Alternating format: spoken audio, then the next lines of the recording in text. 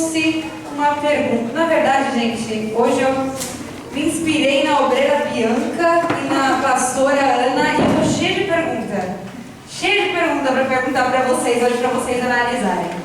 Mas, antes de tudo, eu trouxe essa pergunta. Quem sou eu? Pergunta para você mesma aí no seu coração. Quem sou eu? Esse nome, né, essa frase, quem sou eu, normalmente a gente usa para fazer uma brincadeira aqui na igreja. E como na última vez foi muito fácil, gente, eu tinha que facilitar mais.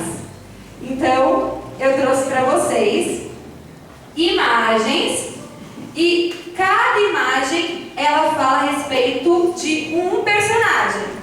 Então, vai aparecer ali aquela imagem vai falar a respeito de um personagem. E eu quero ver se vocês sabem. Não precisa gritar, vai levantar a mão para falar o personagem. Fechou? Então, vamos lá para o primeiro personagem. Ah, esse é muito difícil. Não, pera, gente, baixa a mão aqui. Essa daqui é difícil demais. Essa daqui, eu acho que ninguém sabe. Precisa de dica, gente? Não? Então vai. 1, 2, 3 e... Jonas.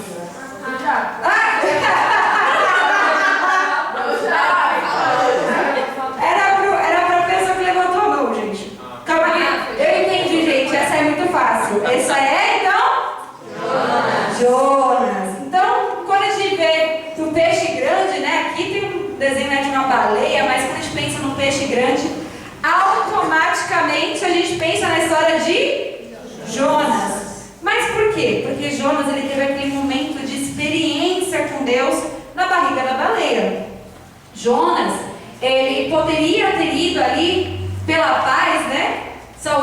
Ajudar a Deus, salvar aquele povo de Nínive, mas na verdade ele não queria seguir aquele caminho, ele não queria ir para Nínive. Então, ao tentar ali ir para o caminho oposto, pegando outro tipo de embarcação, aconteceu a tempestade, ele foi lançado ao mar, e aí a baleia foi aí, catou o Jonas.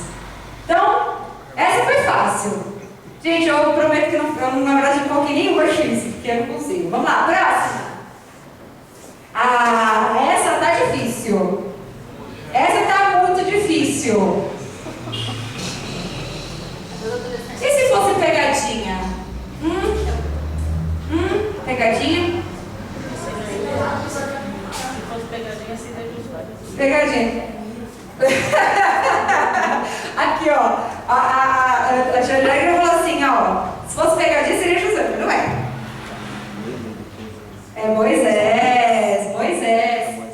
Eu poderia não só falar de Moisés, né? Nós poderíamos, na verdade, comentar de todos aqueles que passaram, né, por essa bênção que foi ser salvo ali por Deus, resgatado por Deus do Egito, e ali passaram, né, pelo Mar Vermelho. Mas aqui foi a história de Moisés. Próxima história. E aí, adolescentes, qual que é essa daqui? Noé. Ah, eu achei que tivesse sido outro. Eu achei que fosse Cã. Achei que fosse... Não, é Noé. Quase que eu falei o nome do filho, né? Que é a história de Noé. E a gente toda vez, né, que pensa na arca, pensa nos bichinhos, por mais que a pastora, né, já ensinou que a arca não era bem assim, né? Já era uma arca toda fechada, não tinha essas janelinhas pro lado de fora. Mas quando a gente vê esse barco cheio de animais, a gente automaticamente pensa em Noé. Próxima história.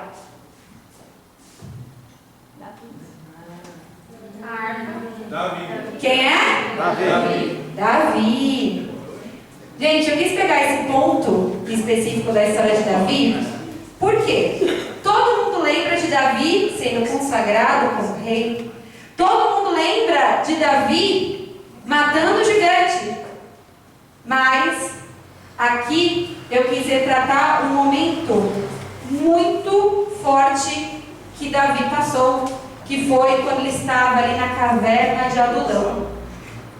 O momento ali da caverna de Adulão foi o momento que ele estava fugindo ali do rei Saul, estava ali cuidando, né? E ali ele encontra outros homens que depois se tornariam os seus valentes. Na própria palavra fala, né, que até mesmo Davi, aqueles homens ali eram pessoas perdidas, né? Mas que o Senhor ali fortaleceu, tornou como valentes para serem muito usados. E depois eles foram ali para a direita e esquerda, Davi, né? Foram muito usados por Deus. Próxima história. E essa, adolescentes? Calma aí, adultos, segura a língua aí. Segura. Qual? Não. Não. Não.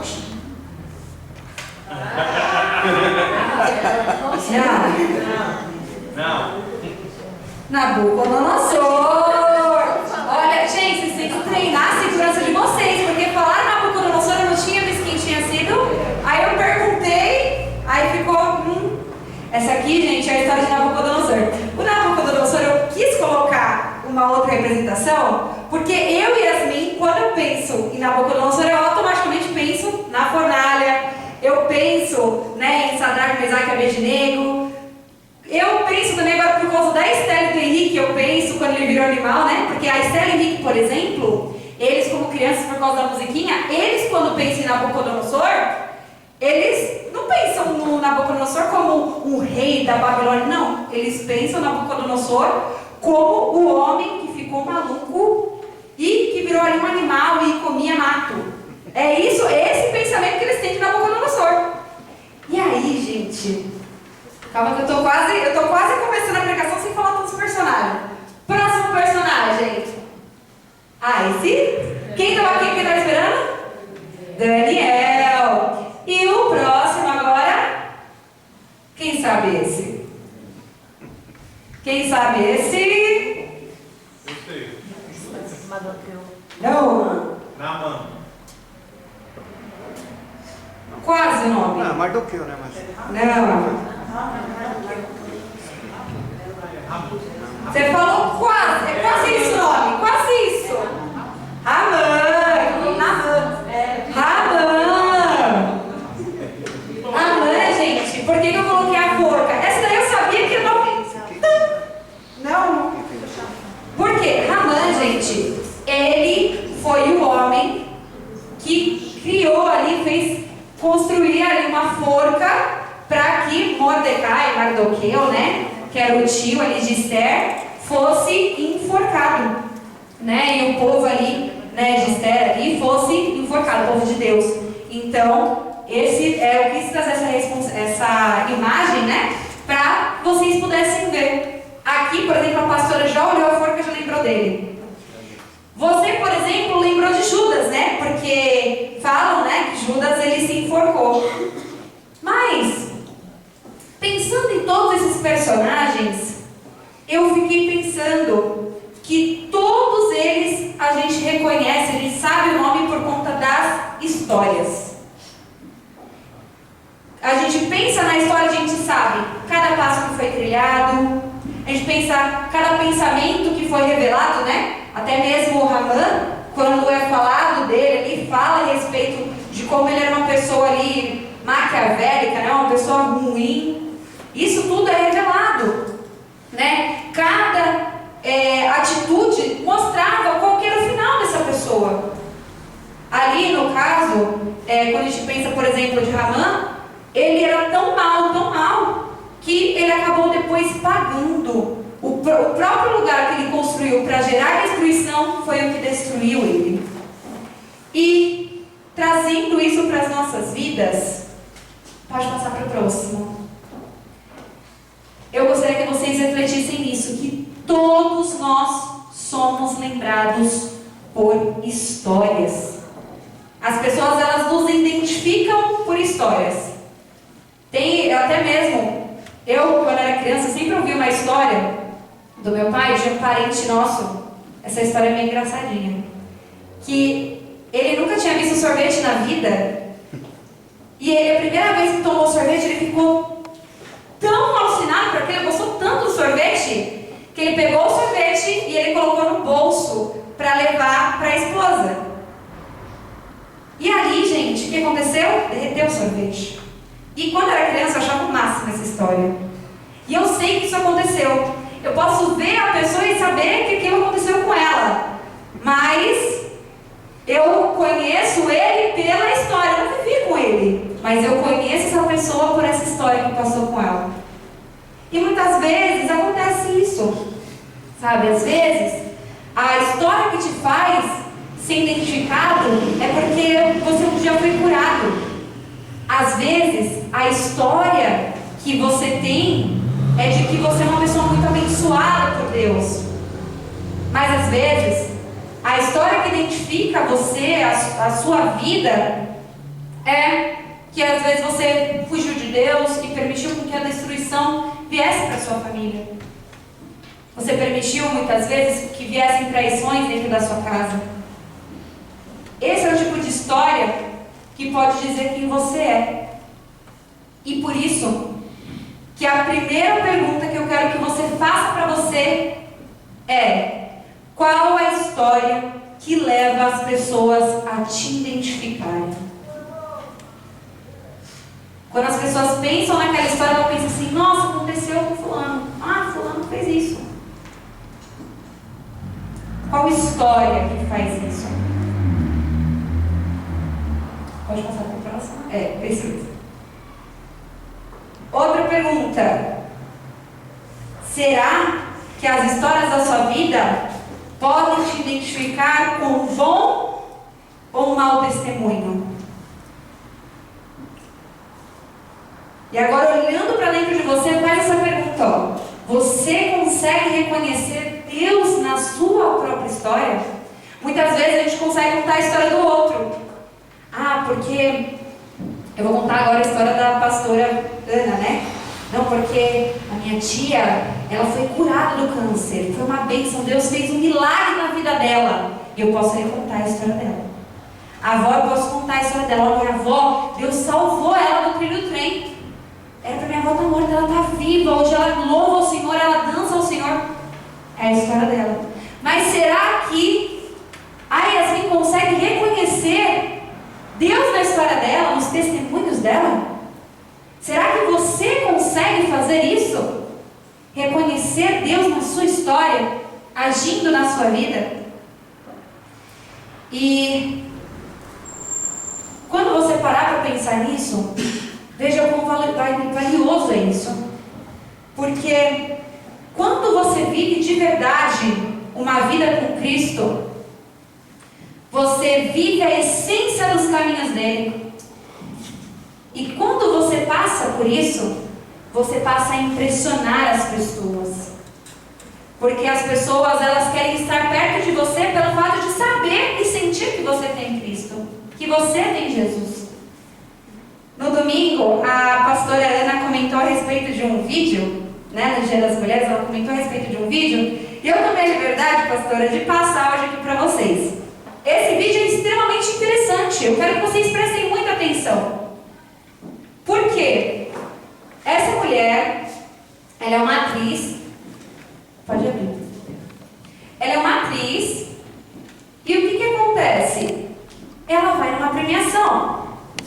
E quando ela chega na premiação, tem umas rosas enormes. Gente, desculpa, é enorme mesmo. Quando a pastora falou no domingo, não dava para ter noção, né? Mas vocês pensem, gente, que ela está com a mão, olha isso aqui, ó. As duas mãos dela conseguem apalpar a rosa, de tão grande. Isso é real, é 100% real. Isso é real, não tem nenhuma cola juntando. Você está vendo isso, vergonhoso? Será que isso é real? Isso é de fato real? Toma um minuto, isso é real. É o que eu estou tentando dizer. Isso é real também. Essa também é real. Uma rosa? Sim, é real. Olha o tamanho, o volume. São em todos os lugares.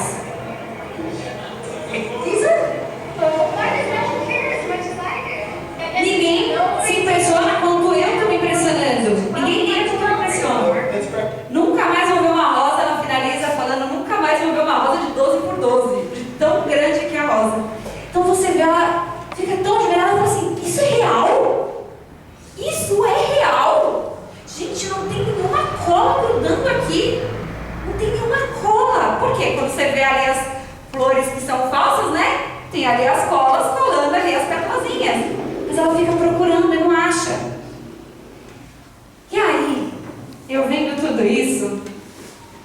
eu fiquei pensando, será que se alguém parasse para te olhar como um testemunho, será que ela te olharia dessa forma, impressionada? Pode passar até para o próximo slide. Será que ela ficaria impressionada? Meu Deus, como essa pessoa ela é íntegra. Nossa, ela é cristã de verdade. Nossa, as coisas que ela faz. Ela não tenta fazer mal para os outros. Ela não mente. Ela é uma pessoa real. Será que ela pode falar isso sobre a sua vida? Será que ela pode se impressionar com o seu bom testemunho? Ou será que ao olhar ali, ela começa a achar um pedacinho de cola, de mau testemunho, de uma coisa errada, de uma mentira, de uma falsidade? Será que olhando ali aquela rosa, né, abrindo assim a rosa da sua vida, ela vai ali achar esses pedaços, esses fragmentos que trazem mau testemunho, que não impressiona? Porque hoje, por que na verdade, gente, isso foi tão impressionante para ela? Porque você imagina o volume dessa rosa. Normalmente a vida de um cristão, né, ela é tão abundante de alegria, de felicidade. Lógico, tem momentos de dificuldades, mas a gente transborda, né, o amor do Senhor Jesus, a gente transborda o Espírito do Senhor. Então, é algo de se impressionar. Agora, você chega num mundo em que todo mundo fala que é crente. Aí a pessoa vai lá e fala, coloca um versículo bíblico com a roupa, com um topzinho e shortinhos curtos. Fala que é de Deus. Você vê a pessoa postando coisas, vídeos na internet que não condizem com quem era a fé. Então, hoje em dia, gente, é mais fácil você ver pessoas dizendo que é de Deus do que sendo de fato de Deus. E é nisso que a gente tem que vigiar. Hoje o Senhor, Ele trouxe uma palavra muito forte. A palavra do Senhor está no livro de Apocalipse. E é algo que é muito engraçado, porque quando as pessoas pensam no livro do Apocalipse, já pensam no caos, né? E eu sou apaixonada particularmente pelo livro de Apocalipse, porque ele retrata de fato e verdade o amor do Senhor na nossa vida. E quando a gente vê o cristão de verdade, vê a essência do testemunho, do bom testemunho, a gente vê na palavra do Senhor algo que é essencial. Porque quando você passa pela situação de você ter um bom testemunho, o que acontece? As pessoas querem ser como você. Então você é salvo e você consegue fazer o quê? Salvar. Agora, quando você tem um mau testemunho, as pessoas elas se impressionam? Não. As pessoas ficam ali, horrorizadas. Na verdade, você se torna um exemplo do que não ser. E muitas pessoas deixam de querer seguir ao Senhor pelo fato do mau testemunho. Muitas pessoas não querem seguir ao Senhor porque falam assim, Deus me livre. Olha, um sacrifício que eu vejo, né? As igrejas passarem, em grande maioria, por conta dessa grande porcentagem de pastores que são ladrões, né? Que roubam ali as ovelhas. A gente vê muitos pastores sendo injustiçados, pastores bons, né? Na nossa igreja, às vezes a gente tem um caixa aberto aqui, mas quantas vezes as pessoas querem colocar essa imagem junto? E aí, na palavra do Senhor, ela ensina em 1 Coríntios 10, um versículo que muitos conhecem, que é: tudo é permitido, mas nem tudo convém. Tudo é permitido, mas nem tudo traz benefícios. Não se preocupem com o seu próprio bem, mas com o bem dos outros. Então, quando você for pensar em fazer algo de errado, lembra que não é algo que reflete a sua vida? Sim, mas não somente a sua vida, mas a vida do outro também. Se você ama o Senhor Jesus, ama ter a oportunidade de ser salvo e gostaria que as pessoas ao seu redor fossem também, então seja salvação. Seja o reflexo do Senhor Jesus. Se eu sei que aquilo é algo que vai horrorizar a pessoa, eu vou fazer? Não. Se eu sei que é errado mentir, eu vou fazer? Não. E aí, a gente pode achar que isso é tão óbvio. Ai, Obreira, é muito óbvio, né, que não pode mentir. Mas, mesmo sendo óbvio, muitas vezes a gente ainda continua errando. Hoje o Senhor, Ele falou muito forte no meu coração, que muitas vezes a gente deixa de viver a grandeza da salvação do Senhor por coisas que a gente acha que é óbvio e não é, e está errando. A gente continua errando em coisas óbvias, mas que não são. E uma alerta que o Senhor quis trazer hoje é em Apocalipse 22, 7. Venham, vejam, eu venho em breve. Felizes aqueles que obedecem às palavras da profecia registradas nesse livro. A palavra que o Senhor trouxe hoje em Apocalipse 22, a partir do versículo 6, é: Jesus está voltando. É isso que ele quis trazer hoje. Essa é a palavra. É um alerta para que Jesus não volte e a gente fique. Esses dias eu estava conversando com a pastora, ela estava falando: meu, um dia que aconteceu uma situação em casa que eu achei por 2 segundos, que aconteceu de cair meu telhado, veio aquele barulho, eu falei: meu Deus, Jesus voltou e eu fiquei. Não foi? Qual que é o sentimento, pastora? Horroroso, né? Então, por que eu fiquei? E às vezes, a gente tem esse sentimento o tempo todo, né? Às vezes eu paro e fico pensando assim: Senhor, me fala se tem algum motivo do porquê eu ficar. Porque eu não quero ficar, então me mostra o motivo, né? Para eu poder entender aqui, ó, e resolver. Porque Jesus, Ele está vindo. E aqui nesse capítulo ainda, o Senhor Ele instrui a respeito das consequências daquele que segue e daquele que vive os caminhos do Senhor e também daqueles que negaram. Pode passar para o próximo, por favor. Eu fiz, gente, um resumão, mas todos estão convidados para ler em casa porque é maravilhosa a passagem. Mas nessa palavra em Apocalipse, ela fala a respeito dos destinos eternos. São 2 destinos que nós temos para trilhar, 2 caminhos. O primeiro caminho é a salvação, é a cura eterna. E a segunda consequência é a morte eterna. E aí na palavra do Senhor em Apocalipse 22, do versículo 11 ao 12 fala: que o mal continue a praticar a maldade, que o impuro continue a ser impuro, que o justo continue a viver de forma justa, que o santo continue a ser santo. Vejam, eu venho em breve e trago comigo a recompensa para retribuir a cada um de acordo com os seus atos. Muito forte, né, gente? E hoje nós ainda temos oportunidade de nos consertar. Se nós de alguma forma estamos nos encontrando de forma impura, de forma que venha a ser um mau testemunho ao Senhor, se nós estamos vivendo de forma injusta, que nós possamos buscar. Porque aqui, quando João está ouvindo, né, a respeito disso, está sendo ali abertos os olhos dele a respeito dessas revelações, né, do Apocalipse, no final dos tempos, perdão. Ele ali já está vendo tudo acontecendo.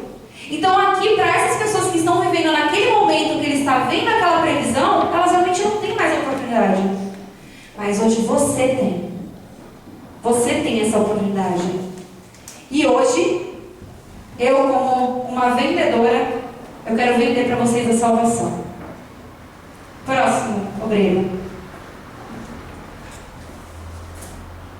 Vamos começar por essa palavra que está em Apocalipse para aqueles que se predisporem a serem salvos. Para aqueles que vão ser salvos, que querem ser salvos. Felizes aqueles que lavam as suas vestes. A eles será permitido entrar pelas portas da cidade e comer do fruto da árvore da vida. Então, se você for salvo, você vai ter a chance de todos os dias da sua vida ser curado. Na palavra do Senhor, até aqui eu deixei uns trechos, depois eu vou mandar para vocês no grupo da igreja, para vocês pararem em casa e ler com muito carinho isso daí. Eu fiz pensando nisso também, para que vocês possam estudar, porque as promessas do Senhor são maravilhosas. Aqui, quando fala da cura eterna, ele fala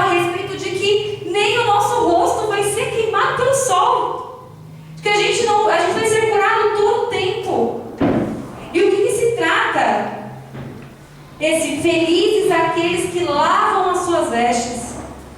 São aqueles que buscam todos os dias se sacrificar pelo Senhor Jesus Cristo. Até mesmo nessa parte que eu coloquei do Apocalipse 7, 13 ao 17, falando de uma forma bem resumida, nessa parte, né, ela retrata quando os mártires são mortos e ali eles são levados ao Senhor, e ali as suas vestes são lavadas, são trocadas por vestes limpas, por vestes brancas, porque ali eles estavam sofrendo pelo nome do Senhor Jesus. E gente, eu não vou dizer para vocês que lutar para ser salvo é a coisa mais fácil do universo, mas é muito mais fácil você ser salvo e viver uma cura eterna, passar o resto da sua vida sem sentir fome, sem ter o porquê chorar. Você não vai precisar mais ter lágrimas nos seus olhos, porque você não vai ter motivo para ficar triste. Você vai estar toda a sua vida vivendo para adorar ao Senhor, para louvar ao Senhor. Mas se você fala assim, obreira, eu acho ainda o preço muito caro. Eu acho que, para mim, essa mudança ainda está muito cara. Eu vou te mostrar agora o que acontece com quem gosta de pagar barato. Pode passar para o próximo. A morte eterna. Em Apocalipse 22:15, ele fala: do lado de fora da cidade ficam os cães, os feiticeiros, os sexualmente impuros, os assassinos, os adoradores de ídolos e todos aqueles que gostam de praticar a mentira. A mentira às vezes parece uma coisa tão pequenininha, né? Mas ela é uma coisa que pode te impedir de você continuar com o Senhor Jesus. Outra coisa, né, que eu lembro que isso daí eu sempre peguei muito da pastora Vilma, que é a respeito do adoradores de ídolos. A pastora Vilma sempre tinha o costume de falar que isso muitas vezes não é ali um santo, né, da Igreja Católica ou de outras religiões, não somente isso. Mas tem muitos, por exemplo, que perdem a salvação por idolatrar os filhos, por idolatrar um ídolo, né, de uma pessoa, um artista, um cantor. Tem muitas pessoas que muitas vezes não idolatram uma estátua, mas adoram outras coisas muito mais do que a Deus. Tem muitas pessoas que adoram muito a si mesma, de forma com que roubam o lugar de Deus no seu coração. Então a gente tem que vigiar muito. E aqui, nessa palavra, né, qual que é a consequência da morte eterna? É o isolamento, é a solidão eterna, é o sofrimento, dor constante, a escassez. Porque quando a gente fala da salvação, a gente fala que você vai sentir fome. Mas quando você passar pela morte eterna, pode ter certeza que isso vai ser a menor das dores que você vai passar. E a tristeza sem fim. Porque não tem tristeza maior do que você saber que você sabia a verdade, que você poderia ter mudado e você não se permitir mudar. E você não se permitir lutar.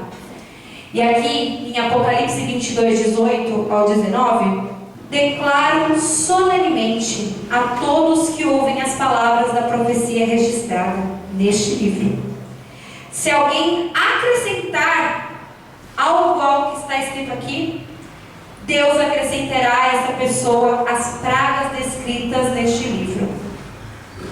E se alguém retirar qualquer uma das palavras deste livro de profecia, Deus lhe retirará a participação da árvore da vida e na cidade santa descritas nesse livro. Gente, é muito forte quando a gente escuta isso, porque muitas vezes a gente vê essa questão de acrescentar, de tirar, e quantas pessoas a gente vê vivendo de versículos isolados? A pessoa muitas vezes isola tanto o versículo que ela gosta da Bíblia, que ela está quase criando uma forma certa para ela de como seguir a Deus. E as coisas não funcionam assim. Como foi falado no início, Deus ele fala para vir aqueles que obedecem às escrituras dele, que foi falado nesse livro. tudo que foi ensinado aqui. E hoje o Senhor ele veio aqui para trazer uma segunda chance para cada um de nós. Eu falei no início a respeito do óbvio, e eu quero que vocês pensem nisso. O que para mim parece ser óbvio que eu sei fazer, óbvio que eu estou fazendo as coisas da forma certa, mas na verdade eu não estou?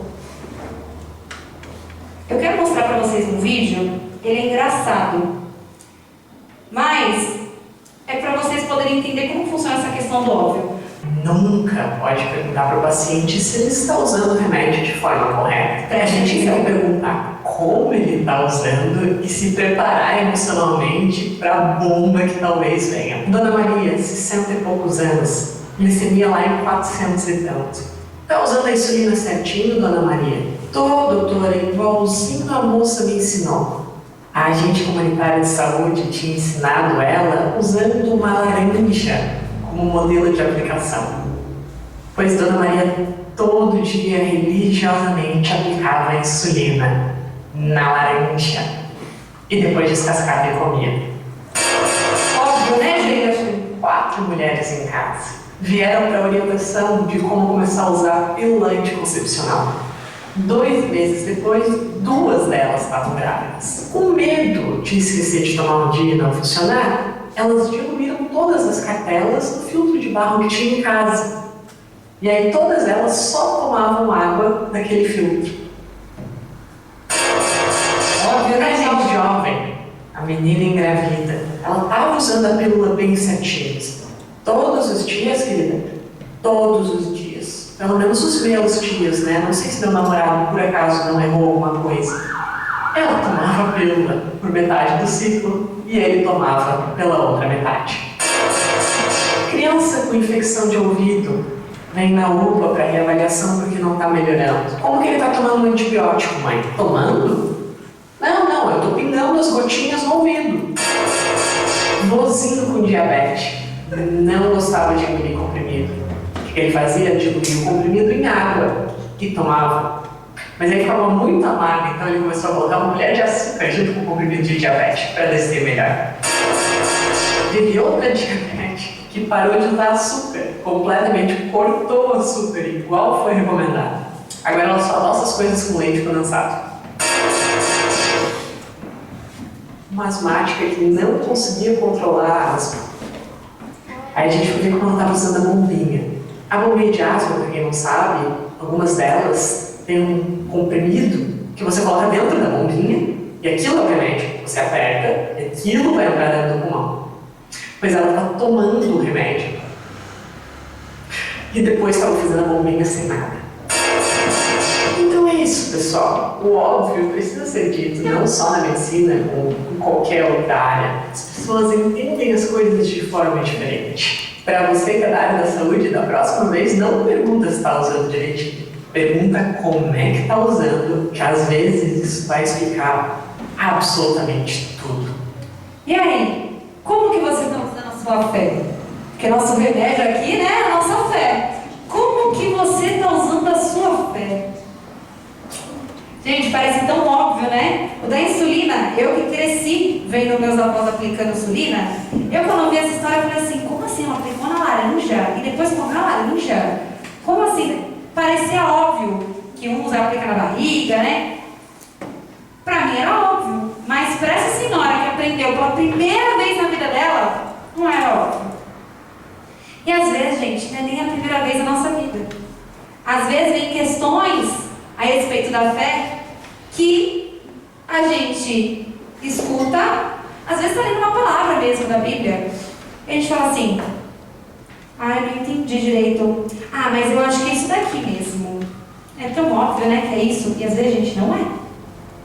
Por isso que aqui nós vivemos em comunhão. Por isso que aqui nós temos pastoras, nós temos obreiros, nós temos os especialistas da fé para poder te auxiliar. E uma coisa você pode ter certeza, que aqui como um hospital, né, da fé, a gente não brinca com a saúde. A gente não vai brincar com a saúde da sua fé. Se a gente não souber que é um especialista, a gente vai buscar outro especialista, mas você não vai ficar doente. Agora, quando a gente vê esse tipo de situação, o óbvio, às vezes para você é óbvio que tem que ler a Bíblia, mas aí você pega lá qualquer livro, hoje eu vou ler esse livro aqui, e aí você lê por ler, você não ora, você não busca no Senhor o discernimento, você lê como um livro qualquer, como se você estivesse lendo um livro de receitas, um Shakespeare da vida. Mas não é aqui, gente, a boca do Senhor falando. Muitas vezes você oferta a Deus, mas você oferta de qualquer maneira. Você oferta para mostrar para as pessoas, gente, eu oferto. Mas até isso a gente tem que tomar cuidado, tem que ter zelo. Parece ser óbvio, mas não é. Às vezes, você ora por orar. Você pega, fica jogando ali palavras pro ar, repetindo ali as palavras para que as pessoas possam ver que você está orando. Mas na verdade, a oração não está chegando nem no teto. Na palavra mesmo do Senhor fala, nos evangelhos, a respeito da história do fariseu ali que ora para que todos ouçam, e tem aquele que é o publicano ali que está orando na sua humildade, falando com o Senhor. E qual foi a oração que chegou ao Senhor? Foi a do fariseu que estava ali gritando, berrando para que pudesse ser ouvido? Não. Mas para aquele homem estava óbvio que era aquele jeito que devia ser feito. E não é. Então, quando você parar para pensar nisso, pare para pensar em como você tem levado a sua fé. Como que você tem agido a sua fé. Você tem orado de verdade? Você tem lido a palavra do Senhor de verdade? Você tem jejuado de verdade? Você tem agido a fé na sua vida para que você possa, de fato, verdade, ser curado pelo Senhor? E como eu te falei, hoje o Senhor ele veio trazer a segunda chance. Então, na palavra do Senhor em 1 Coríntios, ele fala: portanto, se vocês pensam que estão de pé, cuidem para que não caiam. As tentações em sua vida não são diferentes daquelas que os outros enfrentam. Deus é fiel e Ele não permitirá tentações maiores do que vocês possam suportar. Quando forem tentados, Ele mostrará uma saída para que vocês consigam resistir. Então, vigie. E lembre dessa frase: até aquilo que pode parecer óbvio, não é. Busque todos os dias da sua vida que o Senhor possa ser o centro de tudo, que Ele não vai deixar você viver no engano. Ele não vai permitir com que o engano venha estar na sua vida, porque Ele não permite tentações maiores do que nós possamos suportar, que nós podemos suportar. Então, que nós possamos manter essa fé, sabe? Vamos buscar nesse momento por ajuda ao Senhor. Vamos nesse momento buscar que o Senhor venha a instalar no nosso coração os fundamentos dele, para que a gente possa entender de fato e verdade como as coisas devem ser. Vamos buscar ajuda do Pai e pedir para que Ele possa nos mostrar aquilo que está nos afastando dele, nos afastando do chamado dele, da vontade dele, dos caminhos dele para a nossa vida. Amém?